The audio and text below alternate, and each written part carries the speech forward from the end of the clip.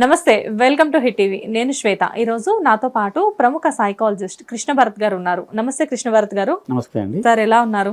Fine madam. చాలా రోజుల తర్వాత మీరు మా హిట్ టీవీకి రావడం జరిగింది. కృష్ణ భరత్ గారు, చాలా ఇంపార్టెంట్ టాపిక్ గురించి మీతో మాట్లాడడానికి ఈరోజు మేము మిమ్మల్ని పిలిచాము. పి హనుమంత్ అని చెప్పేసి సోషల్ మీడియాలో ఒక వీడియో అనేది వైరల్ అవుతుంది అనమాట. ఒక పర్సన్ ఛానల్ అది. అయితే ఏంటంటే, ఒక చిన్న పాపని వాళ్ళ ఫాదర్ గురించి చాలా దారుణంగా మాట్లాడి ట్రోల్స్కి గురవుతున్న పర్సన్ అతను ఇప్పుడు ప్రజెంట్. అతను మాట్లాడడం అనేది ఒక తప్పు అయితే, ఆ వీడియోని డిలీట్ చేసి నేనేదో మిస్టేక్ చేశాను, నన్ను క్షమించండి అని చెప్పి క్షమాపణ కోరడం ఇంకొకటి. బేసిక్గా ఏంటంటే, దొరికిపోయిన తర్వాత ఎలాగో దొంగతనం బయటపడింది కాబట్టి తప్పొప్పుకోవడం అంటారేమో దీన్ని. జనరల్గా ఒక సైకాలజిస్ట్గా మీరు చెప్పండి, మనుషులు అనేవాళ్ళు సమాజంలో నైతిక విలువలు అనేది కంప్లీట్గా మర్చిపోయి అసలు ఎక్కడికి వెళ్తున్నారు? అంటే మీకు ఇక్కడ మనం పరిశీలించేది ఒకటి మేడం, ఒక ఫ్రీడమ్ ఆఫ్ ఎక్స్ప్రెషన్ అంటారు. మనకి రాజ్యాంగం అందరికి కూడా మీకు ఒక భావ ప్రకటన స్వేచ్ఛ అనేది ఇచ్చిందండి. ఇలాంటి వాళ్ళు అదే అంటారు, మేము మా ఐడియాలజీని నాకు ఏదనిపించిందో నేను చెప్పడానికి నాకు రాజ్యాంగం ఒక హక్కు కల్పించింది, నాకు ఫ్రీడమ్ ఆఫ్ ఎక్స్ప్రెషన్ అనేది ఉంది, నేను చెప్పొచ్చు అని వాళ్ళు కొంతమంది మనం చూస్తూ ఉన్నాం అప్పుడప్పుడు. ఈ వాదన అనేది వినిపిస్తూ ఉంటుంది. అయితే ఇక్కడ మీరు దాన్ని వాళ్ళు తప్పుగా ఇంటర్ప్రిట్ చేయడం వల్ల వచ్చిన భావన అది. ఫ్రీడమ్ ఆఫ్ ఎక్స్ప్రెషన్ ఎప్పుడండి? మీ చుట్టూ ఉన్న సమాజంలోని నిబంధనలకు లోపడి కదా. అందుట్లో మీరు గమనిస్తే అండి, తనకి చాలామంది ఫాలోవర్స్ ఉన్నట్టున్నారండి. హనుమంతు అనే అతని ఛానల్కి చాలామంది ఫాలోవర్స్ ఉన్నారు. దాదాపుగా 180,000 మంది దాకా ఉన్నట్టున్నారు. అంటే అంతమంది మీరు చెప్పిన దాన్ని అంతమంది వింటున్నప్పుడు, మీరు చెప్పిన దాన్ని అంతమంది ఫాలో అవుతున్నారు కదా. డెఫినెట్గా. అంటే అతన్ని లైక్ చేయబట్టి అతను చెప్పే కంటెంట్, అంటే అతను చేసేవి ఎక్కువ మటుకు రోస్టింగ్ టాపిక్సే చేస్తున్నారు. మూవీ గురించి కానివ్వండి, మూవీస్ గురించి కానివ్వండి, యాక్టర్స్ గురించి కానివ్వండి, రోస్టింగ్ కామెంట్స్ ఓకే. కాకపోతే అవి వాళ్ళ ఉపాధి కోసం ఎంతోమంది ఒక్కొక్క వేని చూస్ చేసుకుంటున్నారు. కానీ ఆ కామెంట్స్ అనేది నలుగురు చూసి నవ్వుకునేలా ఉండాలి, కానీ నలుగురు చూసి అసహించుకునేలా అయితే ఉండకూడదు కదా. ఎస్ అండి. అంటే ఇక్కడ వాళ్ళు ఏంటంటే, ఇప్పుడు తన వెనక అంతమంది ఫాలోవర్స్ ఉన్నారు కాబట్టి, ఏమి జనరల్గా అంటే యూట్యూబ్లో ఎంతమంది ఫాలోవర్స్ అంటే ఎన్ని వ్యూస్ వస్తే కొద్దిగా మనీ జనరేట్ అవుతుంది. ఈ ఉద్దేశంతో ఏం చేస్తారంటే అండి, వాళ్ళు ఎక్కువ మందిని ఎంగేజ్ చేయడానికి ట్రై చేస్తూ ఉంటారు. అంటే ఇంక మరికొంతమంది చూడాలి, మరికొంత వ్యూస్ పెరగాలి, ఈ థాట్లో ఉంటారు కదా. ఈ యూట్యూబర్స్ అందరూ కూడా అదే థాట్లో ఉంటారండి. ఆ థాట్లో అంటే ఒక్కొక్కసారి అండి వాళ్ళు కొంచెం ఎక్స్ట్రీమ్కి వెళ్ళే అవకాశం కూడా ఉంటుంది. మనం చూస్తూ ఉన్నాం అప్పుడప్పుడు. వాళ్ళు అంటే సమాజం ఆమోదించని విషయాల పట్ల మాట్లాడడము, ఇవన్నీ కూడా ఒక వ్యతిరేకమైన ధోరణిలో, అంటే అందరూ అసహించుకునే విషయంలో కూడా వీళ్ళు ఒక చాలా లైటర్ వేలో చెప్పడం అనేది మనం చూస్తున్నాం. ఆయన సారీ చెప్పారు కదండి, ఆ సారీ చెప్పిన వీడియోలో ఆయన మాటల సందర్భంలో డెఫినేషన్ ఆఫ్ కామెడీ మారిపోతుంది, దాంట్లో ఏదో పొరపాటున వచ్చింది అని అంటున్నారు. అంటే హాస్యం ఎలా ఉండాలండి? నలుగురు ఇష్టపడే హాయిగా నవ్వుకునేట్లు ఉండాలి. దీన్ని డార్క్ కామెడీ అంటారండి. ఈ డార్క్ కామెడీ సైకాలజీ ఏం చెప్తుందంటే, జనరల్గా డార్క్ కామెడీని ఒక కోపింగ్ మెకానిజంగా వాడతారండి. ఇది ఒక కోపింగ్ మెకానిజంగా పనిచేస్తుంది. అంటే మీరు స్ట్రెస్లో ఉన్నప్పుడు, లేదా మీరు యాంగ్జైటీలో ఉన్నప్పుడు, ఏదో కొంచెం చిరాకుగా ఉన్నప్పుడు, ఆ మూడ్ నుంచి బయట రావడం కోసము కొన్ని సందర్భాల్లో ఇలాంటి ఈ కామెడీ అనేది ఉపయోగపడుతుంది. అంతవరకు ఓకే, దానివల్ల ప్రయోజనం అది.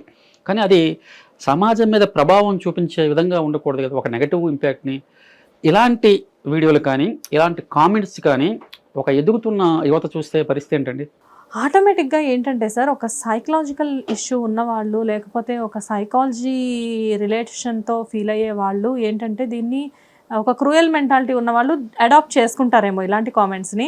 మనలాంటి వాళ్ళు ఏంటంటే డెఫినెట్గా ఇలాంటివి చూడాలంటే కూడా చాలా ఇబ్బంది పడి, ఎందుకంటే మనకి ఇంట్లో పిల్లలు ఉన్నారు కదా. సో ఇప్పుడు నేనే ఉన్నాను, నా హస్బెండ్ నా పాపతో ఎంత ఆడుకుంటారన్నది నాకు తెలుసు. ఆటోమేటిక్గా ఎలా అనిపిస్తుంది అంటే, ఇలాంటివి చూసినప్పుడు ఇంత దారుణంగా ఆలోచిస్తున్నారా, పీపుల్లో ఇంత క్రూయాలిటీ ఉందా అని చెప్పేసి అనిపిస్తూ ఉంటుంది. అవునండి. అంటే ఇక్కడ వీళ్ళేంటండి, అక్కడ తనతో పాటు ఇంకా కొంతమంది ఉంటున్నారండి. కొంతమంది కామెంట్ చేశారు, ఇతనితో పాటు మరికొంతమంది ఉన్నారు. వాళ్ళు కూడా కొన్ని విపరీతమైన కామెంట్లు చేయటము, అంటే మనం ఒక మనసుకు చూకుమనే కామెంట్స్ ఉన్నాయండి. తండ్రి కూతురులను కూడా మరో రకంగా చూడటము, చాలా వల్గర్ కామెంట్స్ అనేది చేయటం జరిగింది. ఎందుకు ఇలా ఉంటారు కొంతమంది అంటే, సైకాలజీలో మీకు డార్క్ ట్రయాడ్ అనే ఒక కాన్సెప్ట్ ఉందండి. అంటే 3 పర్సనాలిటీస్ ఉంటాయి. ఈ 3 పర్సనాలిటీస్ ఉన్న వ్యక్తులు ఇలాంటి నేచర్ని చూపించే అవకాశం ఎక్కువగా ఉంటుందని సైకాలజీ చెప్తుందండి. నార్సిస్టిక్ పర్సనాలిటీ, నార్సిసిజం అంటే తన ప్రయారిటీస్ తప్ప ఇంక ప్రపంచంతో పని లేదు. అలాంటి వ్యక్తులు కూడా ఇలాంటి ధోరణి చూపించే అవకాశం ఉంటుంది. తర్వాత మ్యాకియవెలిజం అంటారండి. మ్యాకియవెలిజం అంటే వీళ్ళు ఏంటంటే బాగా ఇన్సెన్సిటివ్గా ఉంటారు. వాళ్ళు సమాజం పట్ల ఏమీ బాధ్యత బరువులు లేకుండా ఉంటారు. అలాగే మూడోది సైకోపాత్. ఈ సైకోపాత్ అంటే ల్యాక్ ఆఫ్ ఎంపతి. మీరు ఎదుటి వాళ్ళు బాధపడతారా, ఎదుటి వాళ్ళు ఏమైనా అనుకుంటారా? సరళగా మనం ఏమనుకుంటామండి సొసైటీలో, నేను ఒక మాట్లాడితేనో లేదంటే నేను ఒక పని చేస్తేనో 10 మంది ఏమనుకుంటారు, లేదా నా చుట్టూ ఉండే బంధువులు కావచ్చు ఎవరన్నా వాళ్ళు ఏం ఫీల్ అవుతారనేది ఆలోచిస్తాం. 99% పీపుల్ వాళ్ళ కోసం వాళ్ళకంటే చుట్టూ ఉన్న సమాజం కోసం బ్రతికే వాళ్ళు ఎక్కువగా ఉంటారు. మనం దాని గురించి ఆలోచిస్తాం కదండి. అంటే నేను అంటున్న మాట కానీ నేను చేస్తున్న పని కానీ నా చుట్టూ ఉండే వాళ్ళ మీద ఎలాంటి ఇంపాక్ట్ ఉంటుంది, వాళ్ళు ఎలా రియాక్ట్ అవుతారు అనేది మనం ఆలోచిస్తామండి. వీళ్ళు అవేం ఆలోచించరు. వీళ్ళకి ఆ ల్యాక్ ఆఫ్ ఎంపతి ఉంటుంది. అంటే ఎదుటి వాళ్ళ బాధను అర్థం చేసుకునే గుణం ఉండదు. అలాగే వీళ్ళకి ఏంటంటే నేను నా పాయింట్ ఆఫ్ వ్యూ తప్ప సమాజము, ఆ సమాజంలో ఉండే డైమెన్షన్స్ వీటన్నిటి పట్ల వీళ్ళకేమీ అవగాహన ఉండదు. ఒకవేళ అవగాహన ఉన్నా కూడా వాటిని పట్టించుకోరు వాళ్ళు. అందువల్ల వాళ్ళు అలాంటి కామెంట్లు చేయగలిగే ఇది వచ్చింది వాళ్ళకి. ఆ కామెంట్ చేయగలిగారంటే వాళ్ళ ఇది లేదు. ఈ 3 డైమెన్షన్స్లో వాళ్ళు ఎక్కడో చోట ఉంటారు కాబట్టి maybe they are narcissistic or Machiavellianism లేదా సైకోపాత్. ఈ మూడిట్లో ఎక్కడో చోట వీళ్ళు ఉండిపోయారు కాబట్టే అంత భయంకరమైన కామెంట్స్ని వాళ్ళు చేయగలిగారండి. సామాన్య మానవులు ఎవరు అలాంటి కామెంట్లు చేయలేరు కదా. ఫుల్ హెల్తీగా ఉండే అంటే సైకలాజికల్ వెల్నెస్, సైకలాజికల్గా అన్నీ బాగున్న వ్యక్తులు, సమాజంలో ఇమిడిపోయిన వ్యక్తులు సహజంగా ఇలాంటి కామెంట్స్ చేయటం చాలా అరుదండి. 100% చేయరు. ఒకవేళ చేసినా మనం అనుకుందాం, చేసినా కూడా ప్రైవేట్ లైఫ్లో చేస్తారు. 10 మంది మనల్ని వీక్షిస్తున్నారు, మనం మాట్లాడుతుంది 10 మంది దగ్గర చేరుతుంది అనుకున్నప్పుడు చాలా జాగ్రత్తగా మనం కామెంట్ చేయటం కానీ చేస్తూ ఉంటాం నార్మల్ పీపుల్. ఇలాంటి సైకలాజికల్ ఈ డిజార్డర్స్ కానీ ఈ డార్క్ ట్రయాడ్ ఉన్న వ్యక్తులు కానీ ఈ కామెంట్స్ని వాళ్ళు నిర్భయంగా వదిలేస్తూ ఉంటారు మన సొసైటీ మీదకి. సార్ ఇప్పుడు జనరల్గా ఇలాంటి వాళ్ళు వీళ్ళని మీరు అన్నట్లుగా మీరు 3 కేటగిరీస్గా డిఫైన్ చేశారు. సో ఇంత క్రూయల్ మెంటాలిటీ ఉన్న వాళ్ళు ముందు అంటే ఈ ట్రోల్స్ వచ్చాయి కాబట్టి వాళ్ళు జాగ్రత్త పడతారా, లేకపోతే ఇలాంటి వాళ్ళు అసలు మారే ఛాన్స్ ఉందంటారా? అంటే వీళ్ళు కొంత ప్రస్తుతానికి అడ్డుకట్ట వేయచ్చేవండి. అంటే ఇప్పుడు కూడా మీరు గమనించండి, కొన్ని వేల మంది చూసి ఉంటారు, లక్షల మంది చూసారు కదా. ఈ లక్షల మందిలో సాయి ధర్మ తేజ ట్వీట్ చేసేదాకా బయటికి రాలే విషయం కదా. ఆయన ట్వీట్ చేస్తేనే అంటే ఒక సెలబ్రిటీ చూసి దాన్ని గమనించి ఇది ఆక్షేపణీయం, ఇది సమాజంలో ఇది ఉండదగ్గ అంశం కాదు అని ఆయన అందరినీ పొలిటీషియన్స్ అందరినీ కూడా ట్యాగ్ చేస్తూ ట్వీట్ చేసిన తర్వాతే కదా ఇది వెలుగులోకి వచ్చింది. మరి ఆయన కంటే ముందు చాలా మంది చూశారు కదండి, వేలల్లో లక్షల్లో చూశారు కదా. వీళ్ళు ఎవరో ఒకరు మరి ఏదో ఒకటి ఎక్స్ప్రెస్ చేయాలి కదా, దిస్ ఈజ్ నాట్ అనేది చెప్పాలి కదా. అలా చెప్పకపోవటం కూడా ఒక సమస్యే కదండి. అంటే ఏంటి, మీరు మంచిని ప్రోత్సహించాలి, చెడుని తగ్గించాలి. మీరు అంటే ప్రోత్సహించకూడదు. అక్కడే ఒక రాంగ్ కామెంట్స్ వచ్చినప్పుడు ఎవరో ఒకరు స్పందించాలి కదా. సో మనం ఎప్పుడూ కూడా ఏంటండి, సమాజంలో ఒక పాజిటివ్ ఇంపాక్ట్ ఉండే అంశాల పట్ల మనం ప్రోత్సహించవచ్చు. ఇది నెగటివ్ ఇంపాక్ట్ క్రియేట్ చేస్తుంది, రేపటి తరం మీద ఒక ప్రభావం చూపిస్తుంది, ఒక నెగటివ్ వేలో చూపిస్తుంది అనుకున్నప్పుడు ఖచ్చితంగా వ్యక్తిగత బాధ్యతగా మీరైనా నేనైనా ఎవరైనా దాన్ని ఆక్షేపించాల్సిందే, దాన్ని అడ్డుకోవాలండి. మనం చెప్పాలి ఇది తప్పు అని చెప్పాలి.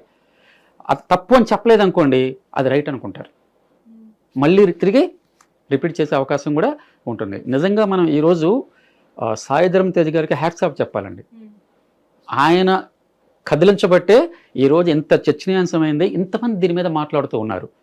లేదు అంటే అది కొంతమంది దగ్గర చేరేదేమో, మేబీ మరి కొంతమంది దగ్గర చేరేదేమో, మేబీ ఇంకో 10,000 మందో 20,000 మందో 30,000 మంది చేరేదేమో కదండి. అంతే కదా. సమాజంలో ప్రతి ఒక్క మనిషి కూడా ఇలాంటివి జరిగినప్పుడు స్పందించాలి అంటారు. అవునండి, మనం అడ్డు చెప్పాలి. ఇది రాంగ్ అని చెప్పగలగాలి. కాకపోతే ఏంటంటే సార్, ఇలాంటి విషయాలు మీరు నేను మాట్లాడితే ఏంటంటే ఎవరు వినరు. అంటే ఇప్పుడు కెమెరా ముందు కూర్చొని మనం మాట్లాడడం ఓకే, డెఫినెట్గా ఇలాంటివి రీచ్ అవుతాయి. కానీ ఒకవేళ అలాంటి ట్వీటే మనం చేసామనుకోండి అది పెద్దగా రీచ్ అవ్వదు. ఇప్పుడు సాయి ధరమ్ తేజ్ చేశారు, అది కూడా ఇక్కడ సీఎంని అక్కడ సీఎంని, ఇక్కడ డిప్యూటీ సీఎంని అక్కడ డిప్యూటీ సీఎంని ట్యాగ్ చేస్తూ పోలీస్ డిపార్ట్మెంట్ని ట్యాగ్ చేస్తూ చేసేసరికి అది ఇంత వైరల్ అయింది. అండ్ రేవంత్ రెడ్డి గారు కూడా ఇమ్మీడియట్గా యాక్షన్ తీసుకోవడం జరిగింది. సో వన్స్ ఇంతమంది ఫోకస్ చేసేసరికి ఈ ఇష్యూ అనేది ఇంతమందిలోకి వెళ్ళింది. అది అంటే మీరు ఇక్కడ ఒకటి చేయొచ్చండి, 1,000 మందో 1,00,000 మంది చూసారంటున్నారు కదా, రిపోర్ట్ అనే ఒక ఆప్షన్ ఉంటుంది మీకు యూట్యూబ్లో. మీద కంటెంట్ బాగాలేకపోతే మీరు రిపోర్ట్ చేయొచ్చు. ఆ రిపోర్ట్ చేస్తే సపోజ్ మనం అనుకున్న 1,00,000 మంది చూసారనుకోండి, 1,00,000 మందిలో 10% ఎంతండి, 10,000. 10,000 మంది రిపోర్ట్ కొడితే ఖచ్చితంగా యూట్యూబ్ మేనేజ్మెంట్ ఆలోచిస్తుంది కదండి. వాళ్ళు ఇక్కడ ఏదో తప్పు ఉంది అనేది ఆ ఛానల్ని వాళ్ళు బ్లాక్ చేయటమో, ఆ ఛానల్ ఏదో ఒకటి ఒక యాక్షన్ అయితే ఉంటుంది కదా. కానీ సాయి ధర్మ తేజ్ పట్టించిన దాకా ఆ రిపోర్టింగ్ అనేది రాలేదు కదా, రిపోర్ట్ చేయటం అనేది లేదు కదా.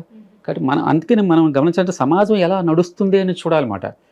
ఎవరో ఒకరు వచ్చి అంటే ఒక సెలబ్రిటీనో లేదంటే ఒక లైమ్ లైట్లో ఉన్న వ్యక్తి వచ్చి మాట్లాడేదాకా ఇది దాన్ని అడ్రస్ చేయలేకపోతే అది అలాగే కొనసాగుతూ ఉంటుంది కదా. వ్యక్తిగత స్థాయిలో నేను చూశాను అనుకోండి, నేను దాన్ని అడ్డు చెప్పగలగాలి, బాబు ఇది తప్పు అని చెప్పగలగాలి, మీరు చూసినా ఇది తప్పు అని చెప్పగలగాలి. కానీ ఇక్కడంటే నాకెందుకులే అని మనం ఎవరికి వారం కామ్గా ఉండటం వల్ల ఇలాంటి ధోరణి పెరిగిపోతూ ఉంది. సహజంగా హ్యూమన్ సైకాలజీ ఎలా ఉంటుందంటే నాకెందుకు, నేను చూడలేదు, లేదా చూసినా మనకెందుకు అబ్బా వాళ్ళతో మనం ఎందుకు పెట్టుకుంటాము ఏదో అని చెప్పి మనం వదిలేస్తూ ఉంటాము. కొంచెం సామాజిక బాధ్యత తీసుకొని ఒక నెగటివ్ ఇంపాక్ట్ ఉన్న అంశాలపై మనం కనుక స్పందిస్తే ఈ యూట్యూబ్లో కావచ్చు లేదా సోషల్ మీడియాలో కావచ్చు ఇలాంటివి తగ్గే అవకాశం ఉంటుందండి. ఎస్.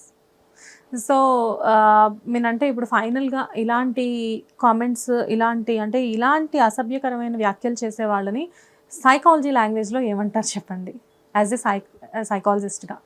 వీళ్ళు అంటే నేను చెప్పాను కానీ వీళ్ళు సైకోపాత్ అయినా ఉండొచ్చు, లేదా వీళ్ళు మ్యాకియవెలిజం అంటారు అదైనా ఉండొచ్చు, లేదా నార్సిస్టిక్ పర్సనాలిటీ అంటారండి. అంటే వాళ్ళకంటే వాళ్ళు తప్ప ఇంకా ప్రపంచంలో ఏది నచ్చదు వాళ్ళకి.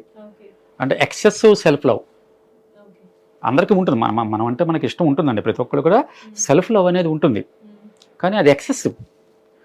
వాళ్ళు చాలా విపరీతంగా నేను, నా ఇష్టాలు, నా కుటుంబం, ఇంకంతే మొత్తం నేనే, తనే ఈ ప్రపంచానికి సెంటర్ ఎవరంటే నేనే అనే భావనలో ఉంటారు. యాక్చువల్గా ప్రపంచంలో మనం ఒక మూల ఉంటాం, మీరు ఒక స్మాల్ పార్ట్ ఆఫ్ మనం వరల్డ్లో.